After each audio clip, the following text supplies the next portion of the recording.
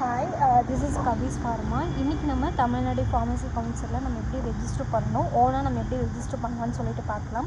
கூகுளில் இந்த மாதிரி தமிழ்நாடு ஃபார்மசி கவுன்சில் அப்படின்னு சொல்லி டைப் பண்ணிங்க அப்படின்னா இந்த மாதிரி ஒரு வெப்சைட் வந்து ஓப்பன் ஆகும். இதில் வந்துட்டு பார்த்திங்க அப்படின்னா ரைட் சைடில் வந்துட்டு இந்த மாதிரி சைன்அப், லாகின், ரெஜிஸ்ட்ரேஷன், ரினியூவல் அப்படின்னு சொல்லிட்டு இருக்கும். சரியா?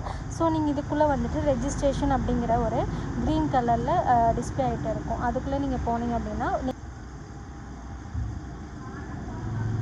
இந்த மாதிரி வந்து யூசர் நேம், பாஸ்வேர்டு நீங்கள் ஆல்ரெடி இருந்தீங்க அப்படின்னா லாகின் பண்ணிக்கலாம். இல்லை நியூவாக ஒரு சைன்அப் பண்ணணும் அப்படின்னு நினச்சிங்கன்னா லெஃப்ட் சைடில் வந்துட்டு இது லாகின் இருக்கும். நீங்கள் ஆல்ரெடி இமெயில் ஐடியும் பாஸ்வேர்டும் க்ரியேட் பண்ணியிருந்தீங்கன்னா லாகின் கொடுத்து நீங்கள் அப்ளை பண்ணிக்கலாம். நியூவாக ஒரு ரெஜிஸ்ட்ரேஷன் பண்ணுறீங்க அப்படின்னா சைன்அப் போயிட்டு நியூ அப்ளிகண்ட்டுன்னு சொல்லிட்டு செகண்ட் லைனில் வரும். ஸோ இவங்களோட user name, mail ID, password, confirm password கொடுத்து ஒரு சைன்அப் பண்ணி வச்சுக்கோங்க. இதுதான் first step for registration, pharmacy ரெஜிஸ்ட்ரேஷனுக்கு தமிழ்நாடு